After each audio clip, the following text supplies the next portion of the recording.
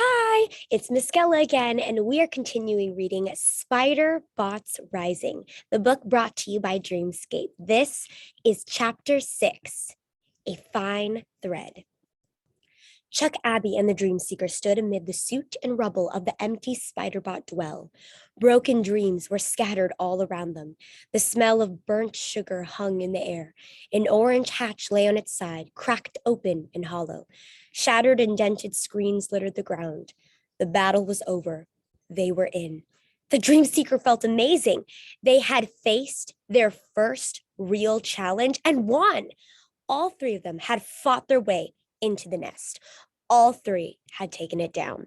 All three now stood in the middle of the nest unharmed, except for the ends of Chuck's mustache, which were smoking a little.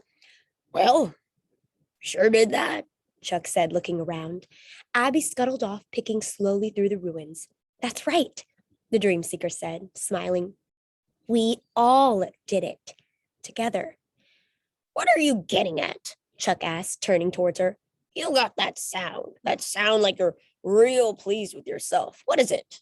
Cough it up. Abby helped us, she said. Abby helped us destroy the nest where she was made. Don't you think that means she's definitely on our side, not the spider bots? Chuck frowned. I mean, the place was empty. It's not like she was fighting off her own brothers or something. The Dream Seeker just looked at him. He adjusted his eye patch. His one good eye wouldn't look at her. All right, he said finally. Maybe you have a point.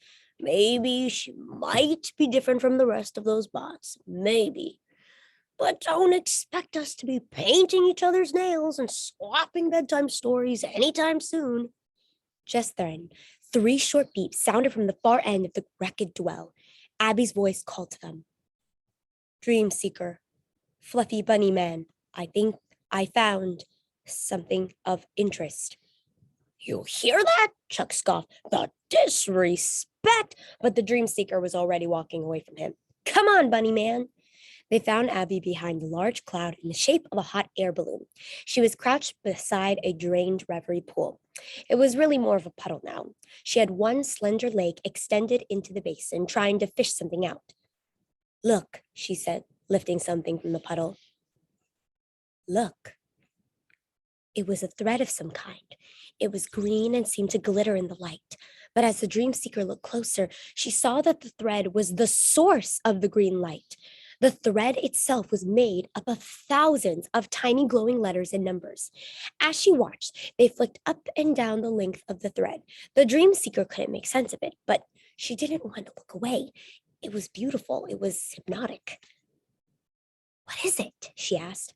I do not know, Abby said. Her sensors were flitting rapidly over the strand. It looked like she was trying to read it.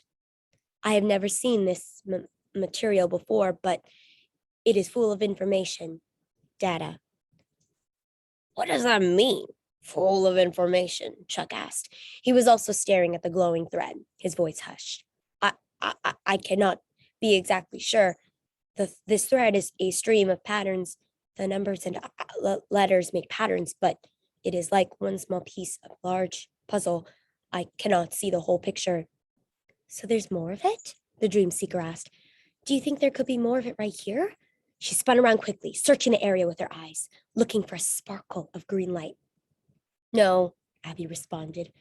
I found this strand because its energy left a ripple in the dreamscape around it, almost like a magnetic field. If there was more close by, I would feel it. But there's more of it somewhere. There's got to be. What's it mean by spider bots? Chuck asked. Almost certainly, Abby said. I do not know how they did it, but I can read their style in the patterns, like a signature. Well, Chuck said somewhat sheepishly, suddenly very interested in his feat. That's some pretty good work, Abby. Thanks for doing that. Abby's eyes moved from the glowing thread to Chuck's face. Thank you, Fluff, Chuck. She paused. Thank you, Chuck. Maybe there's hope for this brand of misfits after all, the Dream Seeker thought, wandering on through the damage. But we still aren't any closer to finding the spider bots. Where do we go now? And just like that, it happened. For a second, she thought she saw a glimmer of green in the forest. But when she looked back, she thought her eyes must have been playing tricks on her again. She was turning away when something hot pressed into the dream seeker's skin. She gasped and fell to her knees. She reached into her chest pocket and pulled out the culprit, the compass. She held it out in the palm of her thick glove. Its thin silver edges glowed white hot. The arrow was spinning so fast it was no more than a red blur. The dream seeker could feel the heat seeping through to her hand beneath. Then, suddenly, the arrow stopped dead. It pointed diagonally off to the right. The dream seeker looked in that direction and saw a small gap in the trees leading deeper into the Duskmere forest. As she looked back at the arrow, light began to pour from the compass like it had when she had first seen it glow in the dark at the vision core. The four strange symbols around its face shone bright blue. The dream seeker heard her glove start to sizzle. Intense heat was shooting out of the small object. The whole thing exploded into an orb of icy blue light. And then it was over. The light and heat were gone in an instant. The compass lay quiet, still, and cool in her hand. She stared down at it, stunned. Abby and Chuck walked over to the dream seeker. "What happened to you?" Chuck asked, seeing her kneeling on the ground. They hadn't seen anything of what had just happened. The dream seeker lifted her other arm and pointed to the small gap in the dark trees. I think we should go that way. And that is the end of our chapter. Oh my goodness. Where do you think they're heading?